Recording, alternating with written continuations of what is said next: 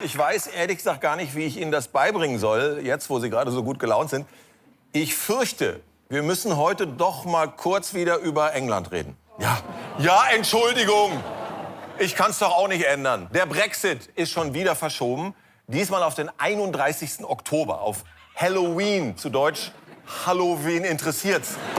Ja, es ist alles wie immer. Es war alles wie immer. Last-Minute-EU-Gipfel in Brüssel, harter Brexit, so gerade noch verhindert. Und wenn man bedenkt, Freunde, was da auf dem Spiel steht, war die Stimmung, finde ich, erschreckend gut. Hier, Angela Merkel liest im Internet, dass sie und Theresa May den gleichen Blazer tragen. Hier, guck mal, wir haben dieselbe Jacke an, schreiben hier. Ja, das stimmt, gibt's ja nicht, steht hier. Ey, Alter, guck mal, wir haben dieselbe Jacke an. Ja, ich weiß, ich sehe es ja. Es ging über Minuten. Ernsthaft, wie soll man diese EU noch ernst nehmen? Jetzt kriegen die Briten den sogenannten Flexi-Brexit. Ja, das heißt, sie können bis Halloween drin bleiben, müssen aber nicht. Ne? No pressure, Leute, ja, also einfach wie ihr euch fühlt. Flexible Verlängerung nennt man das. Auf Englisch, Theresa May kriegt sogenannte Flextensions. Ja, die Frage ist nur, was will sie denn machen mit der zusätzlichen Zeit? Neuerdings produziert die Frau ja vor allem wunderliche Videobotschaften ans britische Volk. Sitzt da auf so einem Loriot-Sofa und beömmelt sich.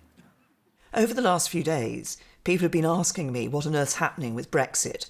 And I can understand that, because after all, it's nearly 3 years since people voted. 3 Jahre habe ich nichts gemacht. Wer wählt Leute wie mich? Die hat gelacht. Haben Sie die schon mal lachen gesehen?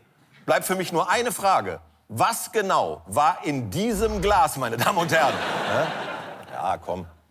Warum nicht den Vormittag mal gepflegt mit 03 Gin ausklingen lassen?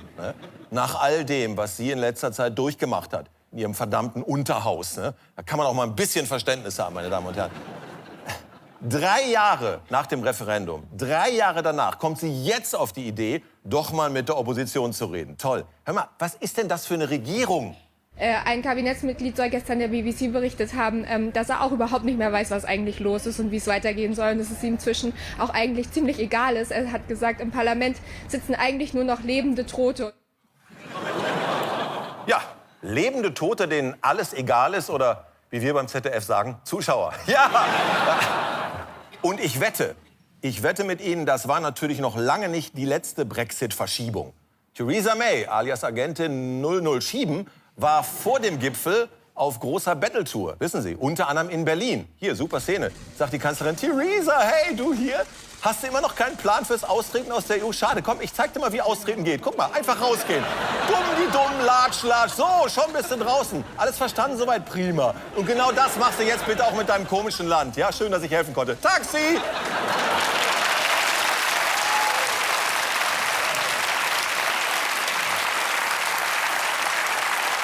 Wenn es mal so gewesen wäre. Ja. Wenn es mal so gewesen wäre. In Wirklichkeit hat die EU ein klares Signal der Schwäche über den Ärmelkanal geschickt. Was sagt denn unser Bundestag heute zu dem ganzen Brexit-Chaos? Meinen britischen Freundinnen und Freunden rufe ich deshalb zu, let's make sure this year May ends in April. What? You must buy yourself a calendar. Strange man from the Linkspartei. Und Europa, diese sogenannte Wertegemeinschaft, muss sich endlich mal um ihre echten Probleme kümmern. Rechtsstaatlichkeit in Ungarn oder Polen, die furchtbare EU-Migrationspolitik, sowas. Und ich sage Ihnen eins, aus diesem ganzen Brexit-Fiasko gibt es für mich sowieso nur eine echte Lehre.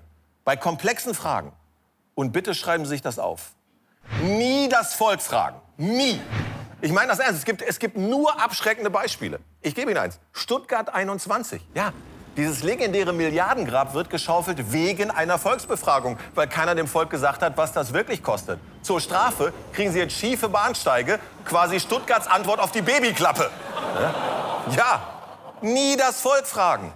Hier, wenn Pontius Pilatus damals nicht das doofe Volk gefragt hätte, ob er Jesus oder Barabbas kreuzigen soll, dann hätten wir Ostern in allen Kirchen kein Kreuz überm Altar, sondern das Pflegebett, in dem Jesus an Altersschwäche gestorben wäre.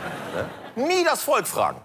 Außer natürlich zur Rettung von süßen bayerischen Bienen. Oh, wir kommen vom Thema ab. Fakt ist, Fakt ist, wenn Theresa May ihren Deal vor dem 22. Mai nicht durchs britische Unterhaus bringt, werden die Engländer an der Europawahl teilnehmen. Ein Albtraum. Wir schalten live zu unserem heutigen London-Korrespondenten Ulrich von Hesen. Ulrich, wie groß ist denn die Wahrscheinlichkeit? Nein. Bitte? Ich habe doch noch gar nichts gefragt. Brauchen Sie auch gar nicht. Die Antwort ist nein. Kein Bock mehr auf den ganzen Brexit-Scheiß. Sowas kommt halt raus nach 2000 Jahren Inselinzest. Ehrlich, ich finde alles spannender als den Brexit. Sogar dieses langweilige Foto vom Schwarzen Loch. Weltsensation, sagen Experten. Ich sag, jo, ist halt ein Loch und schwarz. Mit etwas Glück saugt es vielleicht bald England ein. Welke, Brüssel macht gerade einen historischen Fehler.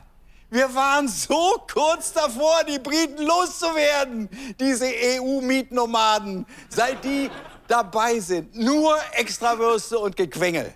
Wissen Sie, was passiert, wenn die an der Europawahl teilnehmen? Wer versucht, uns in der EU zu halten, wird es mit einem heimtückischen England auf Speed zu tun bekommen. Heimtückisch und auf Speed. Und was ist jetzt der Unterschied zu vorher? Das ist nicht lustig, Welke. Wenn die mitwählen, dann schicken die garantiert ihre schlimmsten Schwachmaten nach Brüssel. In der BBC läuft schon jeden Abend ein Idiotencasting. Handverlesene Quartalsirre, Querulanten und Vollhongs. Hier, der hier mit den Eiern ist leider überqualifiziert.